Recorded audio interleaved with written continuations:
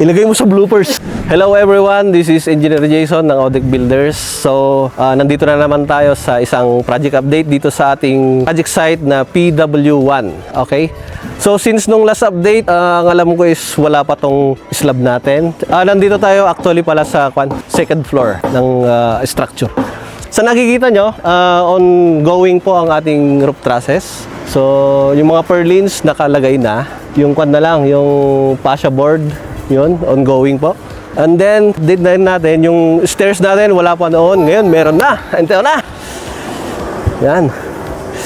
Yung ating concrete na hagdanan. So, yan. Wala pa tayong walls. Yun ang susunod na gagawin ng ating mga construction workers. So, natin sa baba. Shit. Ilagay mo sa bloopers. May bloopers pa. Nandito naman tayo sa ground floor ng building, ng structure.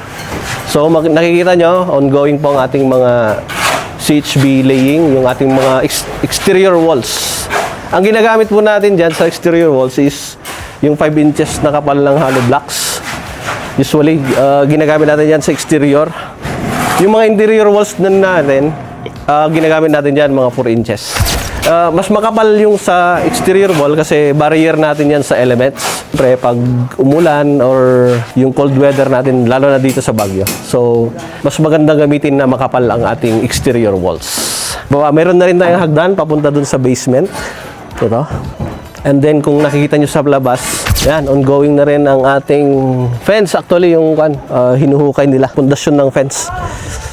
Ito. Yan. Diyan natin ilalagay ang ating fence. Kung napansin nyo nung last update, ito wala pa to, no? Nabackfillan na. Ito bangin ng dati to. Ayan. Tapos pag titingnan natin doon, dito tayo. Dito isang parking, isang car lang ang kaya dito. Pero meron tayong basement parking ito. Ito yung ating basement parking na driveway.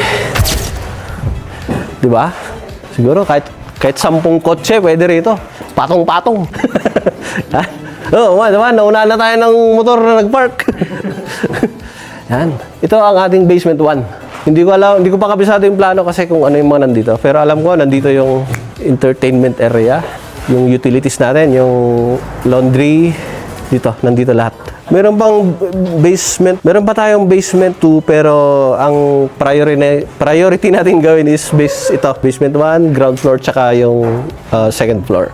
In the future siguro kung may balak yung owner, ang dalawa pa to eh. Actually 3 pa eh. Kasi meron pa dun. Parang mini kung hindi natin makita rito eh. So malalim kasi nakita natin yung contour ng lupa dito, bangin talaga. So nagawan naman ng paraan. Ang galing ni architect. Okay guys, yan muna ang ating project update. Sana po ay mag-subscribe kayo sa ating Facebook page at i-follow na rin ang Odic Builders. In description, nandito o kaya dito or dito. Bye guys!